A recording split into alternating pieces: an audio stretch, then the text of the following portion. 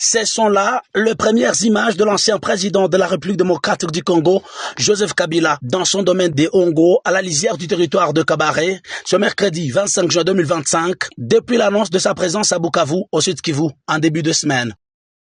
Vêtu à l'anglaise, visage grave et rassurant, Joseph Kabila démarre ses consultations avec les forces vives et sociales du Sud Kivu pour dégager des pistes de solutions en vue de sortir le pays de la crise, surtout dans sa partie est.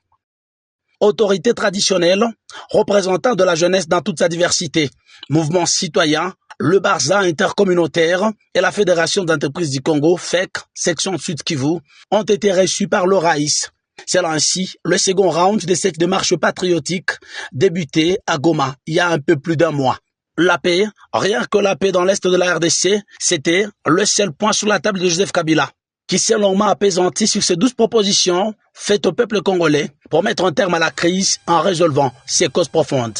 Nous sommes satisfaits parce qu'en fait, nous lui avons fait des propositions pour que la paix puisse revenir le plus rapidement possible dans notre pays. Nous avons aussi félicité du fait qu'en tant Congolais, expérimenté pendant plusieurs années parce que de mieux placé pour connaître ce pays, s'est engagé pour la recherche justement de cette paix. Une initiative saluée par tous ces interlocuteurs qui pensent qu'il est enfin temps que les personnalités politiques congolaises se mettent autour d'une table pour résorber cette crise par des solutions authentiquement congolaises.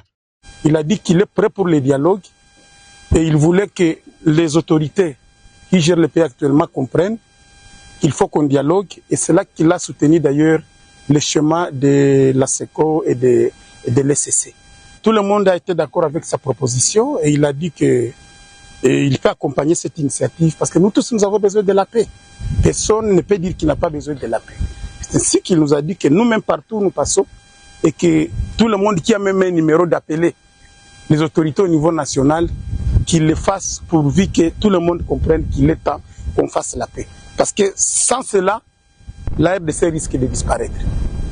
Au pouvoir de 2001 à 2019, Joseph Kabila était parvenu à réunifier le pays, alors divisé, en initiant notamment le dialogue intercongolais de Sun City entre 2002 et 2003.